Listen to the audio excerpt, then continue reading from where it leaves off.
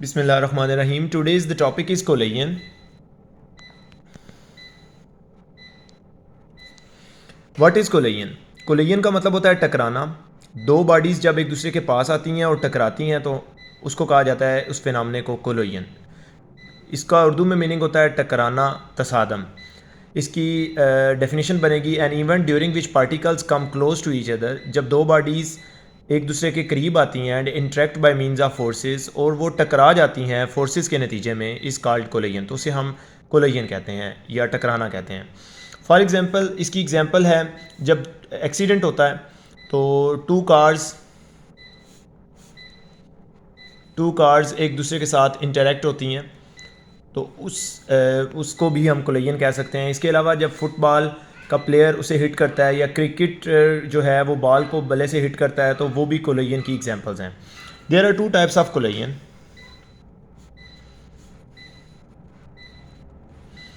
First is elastic collision and the second one is inelastic collision.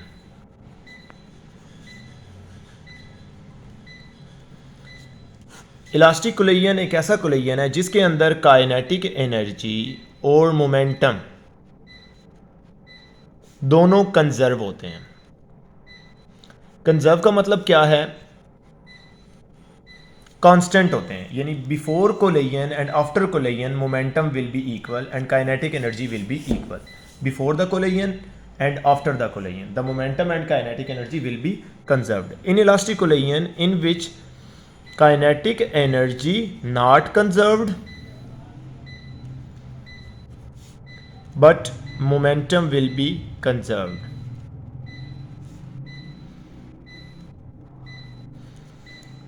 Momentum conserve दोनों cases के अंदर है, लेकिन जो काइनेटिक एनर्जी है वो इलास्टिक कोलिजन में कंजर्व है लेकिन इन इलास्टिक कोलिजन में कंजर्व नहीं है. Now we will move to the next case, a special case, elastic collision in one dimension.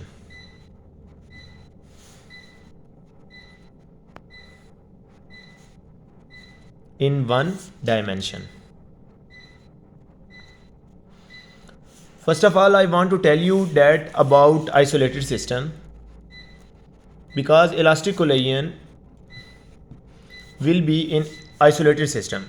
What is isolated system? Isolated system एक ऐसा सिस्टम है जिसके अंदर कोई एक्सटर्नल फोर्स अमल नहीं करती, जस्ट टू बॉडीज़ आपस में इंटरेक्ट करती हैं, तो कोई तीसरी फोर्स का कोई जो है रोल नहीं है. Isolated system which is a system of two bodies in which no external agency और force acts is called isolated system.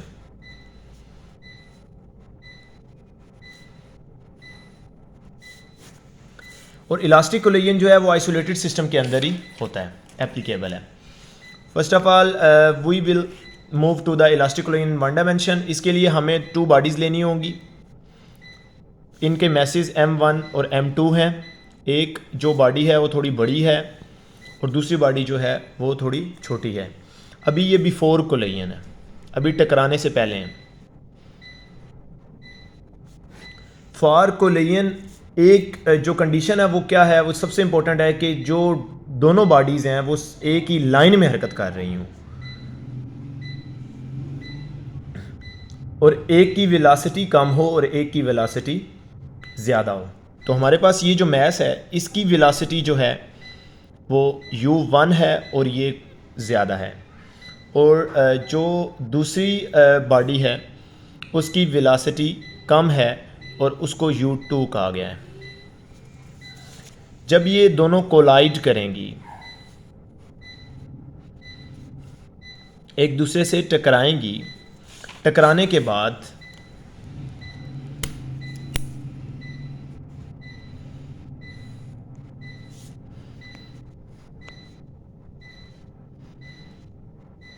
After collision क्या होगा कि जो फर्स्ट मैस है M1 उसकी वेलोसिटी कम हो जाएगी और V1 उसे कह देंगे, और जो सेकंड मैस है M2 उसकी वेलोसिटी इंक्रीज़ हो जाएगी.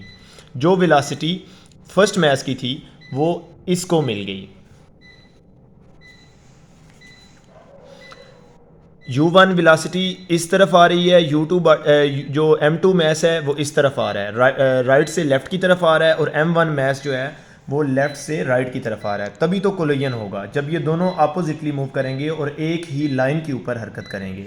अब टकराने के बाद इसकी v1 की वेलोसिटी कम हो गई, इसकी वेलोसिटी इसको शिफ्ट हो गई, और v2 की वेलोसिटी जो है वो इंक्रीज़ हो गई, v2 की वेलोसिटी इंक्रीज़ हो गई।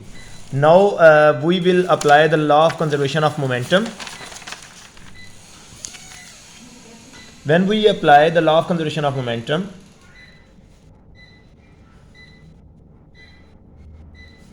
law of conservation of momentum,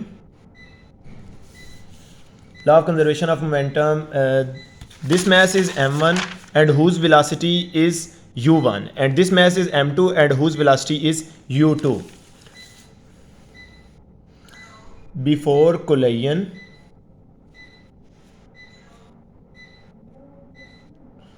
is equal to after collision. Momentum before collision and after collision will be equal. So this body, we will consider this body if the momentum of this body is m1 u1, because the formula of momentum is p is equal to mv, message और velocity का जो product है वो momentum कहलाता है। तो m1 u1 plus m2 u2, ये इन दोनों बॉडीज़ के मैसेज का जो मोमेंटम है इसको हमने इक्वल कर लेना है, और ये इक्वल आना चाहिए आफ्टर कोलिजन मोमेंटम के। अब आफ्टर कोलिजन मैस m1 की वेलोसिटी v1 है और m2 मैस की वेलोसिटी v2 है। ये वेलोसिटी इंक्रीज़ हो गई है, ये कम है, इधर ये वेलोसिटी ज़्यादा थी और ये कम थी। दोनों की टकराने के बाद वेलोसिटी v1 की कम होगी और v2 की ज़्यादा है, तो इसका मोमेंटम m1 v1 होगा प्लस m2 v2 होगा। तो मोमेंटम कंजर्व हो गया है। अब हम सेकंड केस की तरफ जाएंगे। फर्स्ट हम जो v1 वेलोसिटी है वो मैस m1 की आफ्टर कोलिजन वेलोसिटी है, और v2 जो वेलोसिटी है वो आफ्टर कोलिजन मैस m2 की है। ये जो फैक्टर है प्लस m1 v1, इसको हम जब दूसरी तरफ ले जाएंगे तो ये माइनस हो जाएगा, m2 v2 इधर ही रहेगा और ये माइनस m2 u2 आ जाएगा। इसमें से m1 कॉमन हमने निकाल लिया, u1 माइनस v1 आ गया, और इधर से m2 कॉमन निकाल लिया, v2 माइनस u2 आ गया। अब इस इक्वेशन को हम इक्वेशन नंबर 1 का नाम दे देते हैं। अब दूसरा केस है इलास्टिक कोलिजन के लिए। ये तो था कि मोमेंटम कंजर्व है। अब दूसरा केस है kinetic energy will be conserved. Kinetic energy conserve है तो बिफोर कोलिजन काइनेटिक एनर्जी इस बॉडी की क्या बनेगी, मैस m1 की 1/2 m1 u1 का स्क्वायर प्लस 1/2 m2 u2 का स्क्वायर। आफ्टर कोलिजन क्या बनेगी काइनेटिक एनर्जी, 1/2 m1 v1 का स्क्वायर प्लस 1/2 m2 v2 का स्क्वायर। 1/2 दोनों में से कॉमन आ गया, m1 u1 का स्क्वायर प्लस m2 u2 का square is equal to 1/2 m1 v1 का स्क्वायर प्लस m2 v2 का स्क्वायर। 1/2 दोनों तरफ से कैंसिल। अब हमारे पास फैक्टर रह गया m1 u1 का स्क्वायर प्लस m2 u2 का square is equal to m1 v1 का स्क्वायर प्लस m2 v2 का स्क्वायर।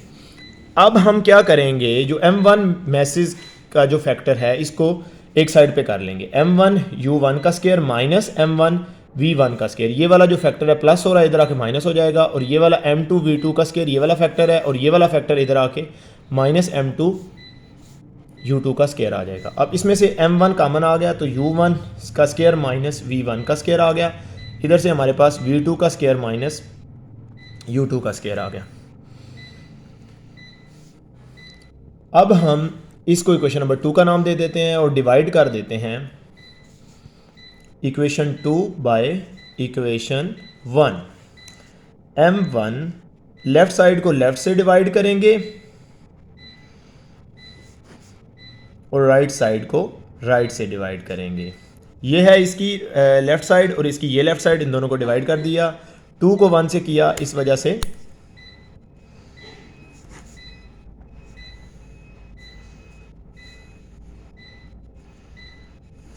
उसके बाद हम इसके ऊपर a square minus b square का फार्मूला लगा देंगे। m1 into u1 plus v1 into u1 minus v1 divided by m1 into u1 minus v1 is equal to m2 v2 plus u2 into v2 minus u2 divided by m2 into v2 minus u2। ये factors cancel हो गए, m2 के साथ v2 minus u2 cancel हो गया, इधर से m1 cancel हो गया, u1 माइनस v1 कैंसिल हो गया और हमारे पास फैक्टर आ गया u1 plus v1 is equal to v2 plus u2। अब हम u वाले फैक्टर्स को अलग कर लेते हैं, ये प्लस u2 इधर आके माइनस u2 हो गया और ये प्लस v1 इधर आके माइनस v1 हो गया। इसमें से माइनस कॉमन निकाल लें तो v1 माइनस v2 आ जाता है और ये है u1 माइनस u2। अब ये है स्पीड ऑफ अप्रोच दोनों बॉडीज़ की और ये है स्पीड ऑफ सेपरेशन। जब दोनों बॉडीज़ करीब आएंगी तो उन दोनों की जो वेलोसिटी होगी वो u1 माइनस u2 होगी, स्पीड ऑफ अप्रोच करीब आने की, और जो हमारे पास आफ्टर सेपरेशन जो है वेलोसिटी होगी वो v1 माइनस v2 होगी। अब हम इन वैल्यूज़ को यूज़ करते हुए इस इक्वेशन को u1 is equal to v2 minus v1 plus u2 निकाल लेंगे और इसको law of conservation of momentum m1 u1 plus m2 u2 is equal to m1 v1 plus m2 v2 में पुट करेंगे और उसके बाद हमारे पास जो v1 आएगी वैल्यू, v1 जो वेलोसिटी की वैल्यू आएगी वो आएगी m1 minus m2 after putting in this factor in this equation m1 plus m2 into u1 plus 2m2 divided by m1 plus m2 into u2 आएगी। उसके बाद जब हम इसमें से u2 की वैल्यू निकालेंगे और उसको इसमें पुट करेंगे तो हमारे पास v2 की वैल्यू आएगी 2m1 u1 m1 plus m2 minus m1 minus m2 into u2 divided by m1 plus m2। ये नेगेटिव का साइन है दोनों फैक्टर्स के दरमियान, तो ये हमारे पास वेलोसिटीज़ दोनों आ जाएंगी। ये फार्मूले जो दोनों हैं v1 और v2 के, ये आफ्टर कोलिजन वेलोसिटीज़ हैं और यही फार्मूले न्यूमेरिकल्स में भी यूज़ होंगे। अब हमें क्या इस जो टॉपिक के अंदर चीज़ पता चली कि जो elastic collision in one dimension है उसके अंदर मोमेंटम भी कंजर्व होता है, वो भी लॉ ओबे होता है, और काइनेटिक एनर्जी भी कंजर्व होती है और वो भी लॉ ओबे होता है, और स्पीड ऑफ अप्रोच जो है वो स्पीड ऑफ सेपरेशन के बराबर होती है। ये क्वेश्चन इस तरीके से भी आ सकता है कि prove define elastic collision in one dimension and prove speed of approach is equal to speed of separation. So we will have to find in this situation. Okay, now please wait for my next lecture, subscribe my channel and please visit my channel. I will upload the next lectures day by day. Okay, thank you very much students. Allah Hafiz.